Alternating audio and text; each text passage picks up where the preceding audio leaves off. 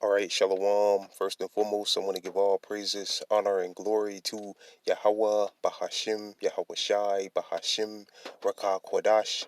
Second of all, I want to give double honors to my elders and apostles of Great Millstone, Elder Tahar, and on down to Ruel.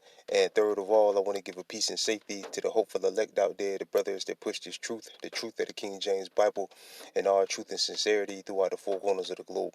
All right, so I just want to do a short lesson. I have alone the spirit of Yahweh Bashim Yahweh Shai allows it to go. I'm not really sure what I want to title the lesson. All right, but Lord will, the Lord will give me a title for the video. But Lord will, the brothers can see on the screen. I have this article here from the Zero Hedge. It was put up yesterday, and it says it's just not safe. Decades old Baltimore business closed shop because of crime, blames Democrats. And this article is going to go into a little bit. This has been going on everywhere. Grocery stores and things like that are shutting down and leaving certain neighborhoods, mainly so-called neighborhoods where so-called blacks, Latinos, and Native and Seminole Indians reside. All right, are just closing shop and leaving because of the crime rate.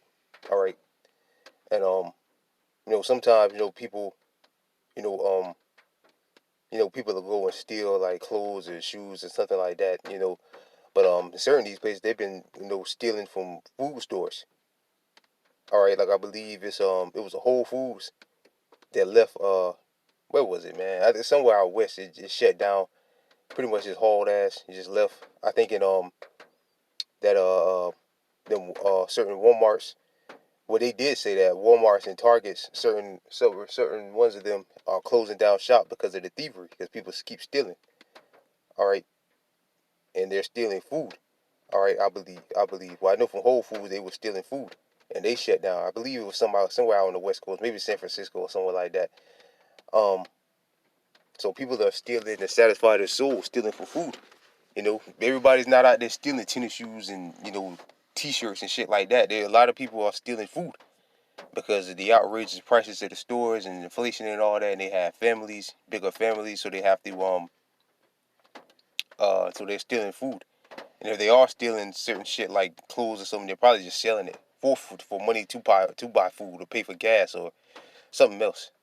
All right, but things in America is falling apart, man. So I'm gonna read a little bit of this article. It says, in cities stretched from Washington D.C. to Baltimore, New York City, and Chicago, yeah, all over the place, and numerous cities along the West Coast, progressive leaders has failed to enforce law and order. These crime-ridden metropolises are experiencing an exodus of businesses of all sizes due to tidal waves of thieves. Right, people stealing left and right, man. And again, a lot of these stores that people have been stealing from have been food stores, places where they sell food. The latest incident comes as a mom and pop's business operating in Baltimore City for more than 4 decades, right? So 40 years. They've been around for some time. Has been forced to shutter operations because of numerous armed robberies. Um, Jody Rolfos, the owner of the Dock Smoke Shop. So that's actually good. They shit got shut down. Smoke shop in Baltimore Highlandtown neighborhood told local media that she has been robbed at gunpoint for the second time in 6 months, and just recently had to shoot a intruder. All right, so yeah, man, things is getting worse. It's good. A smoke shop shut down.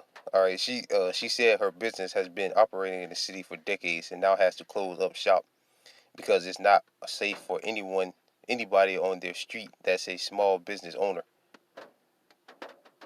All right, so it turns out robberies convicted was a convicted felon with a lengthy record spanning more than 2 decades. She pointed to the city progressive leader for a soft crime policy that keeps dangerous people on the streets. Meanwhile, in the city downtown district, shootings, carjackings, muggings, and out of control packing of teenagers are wreaking havoc.